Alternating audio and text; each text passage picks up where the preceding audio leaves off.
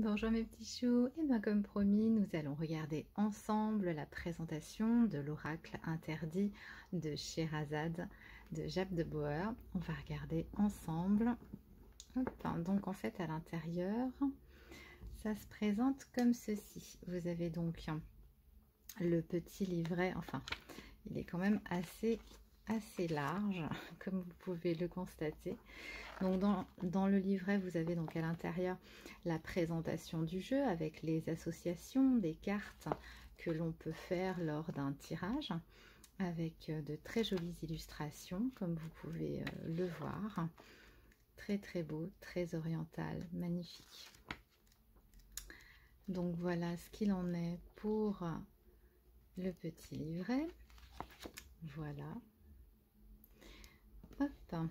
Après, donc maintenant le plus important, bien sûr, nous allons regarder ensemble les cartes de ce jeu. Hop, qui se trouve dans un joli petit tissu. Hop, alors, tac, tac, tac, voilà. Alors voilà donc les 77 cartes. Donc vous avez des arcanes majeurs et des arcanes mineurs. Hein. Alors on va les regarder ensemble. Donc on commence fort avec Scheherazade directement. Alors moi ce petit oracle m'avait toujours plu quand je le voyais.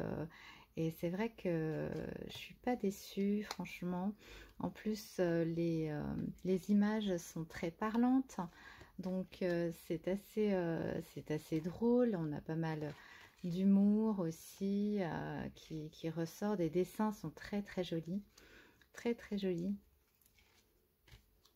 Des illustrations, très belles illustrations.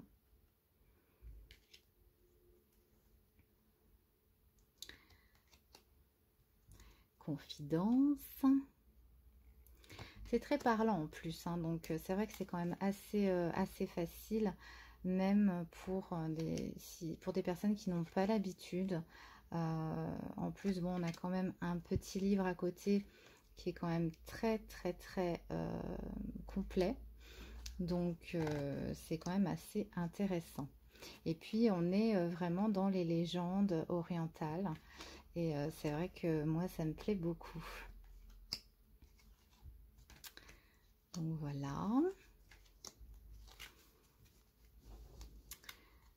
Rosemarine.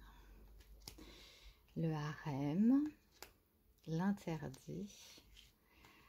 Le minaret. J'aime beaucoup cette carte. Très très belle carte. Les trois guerriers. Le désert. Bon, on le découvre ensemble hein, parce que moi je ne l'avais pas vu. J'avais vu quelques petites images en fait sur internet avant de le commander pour regarder. Alors, on a aussi des petites guidances très intéressantes. Donc ça c'est bien. En plus vous avez les cartes des saisons qui peuvent vous indiquer quand vous faites une guidance la période à peu près où la personne soit va rencontrer quelqu'un ou bien quand la situation va se débloquer, quand quelque chose va pouvoir se produire. On a en plus les saisons, donc c'est vrai que c'est assez intéressant pour faire les guidances, pour faire les tirages.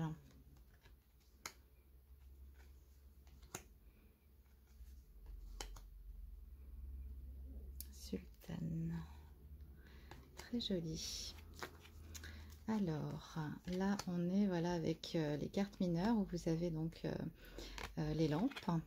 Alors j'ai l'impression qu'il y en a une, voilà, hop, les petites lampes qui se trouvent ici. Après donc nous avons les cobras, si j'ai bien compris, les cobras. qui, à mon avis, sont pas des cartes très gentilles. La sultane de coupe, le sultan de coupe. Donc ça, c'est un petit peu comme nous connaissons hein, déjà dans... Après, on a 2 dinars, donc ça ressemble au denier hein, que nous connaissons dans les oracles classiques. Tulvar, donc les épées, voilà. Parfait. Bon, et ben c'était assez complet, moi je trouve. Vous me direz ce que vous en avez pensé. Alors, on va s'en tirer une un petit peu comme ça pour regarder un petit peu. Donc, elles sont quand même, oui, elles sont quand même assez. Voilà, on les a bien en main. Elles sont assez pratiques. Hein. Alors, qu'est-ce que nous avons? L'hiver. Nous avons la carte de l'hiver. Très jolie carte. On va regarder ensemble ce que cela signifie. Alors, donc, l'hiver. Donc, je regarde avec le petit livret parce que je ne connais pas encore les cartes. La dernière carte des saisons, l'hiver, le temps de la mise en retrait, du retour vers soi, les cycles sont passés, le temps est venu d'aller vers un ailleurs indéfini où tout est à réécrire. Si la carte peut donner une impression de cycle fermé, ce n'est pourtant pas le cas, car les saisons forment une roue et après cette saison morne et froide, reviendra le temps de la jeunesse. En attendant, le repos est là, la somnolence aussi. Le moment est venu de transmettre aux autres ce que nous avons appris. Donner aussi ce que nous avons récolté, afin de ne pas disparaître totalement de leur cœur. L'hiver apporte bien souvent le vent qui hurle des mots que l'on comprend enfin, parce que nous sommes devenus sages. Sur la neige blanche, nous allons écrire notre histoire. L'hiver symbolise donc une période où le corps se fatigue.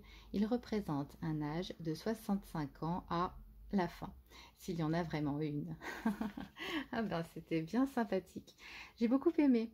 Voilà pour cette présentation de l'oracle interdit de Scheherazade. Voilà, j'espère que ça vous a plu mes petits choux. En attendant, je vous embrasse et je vous dis à très bientôt.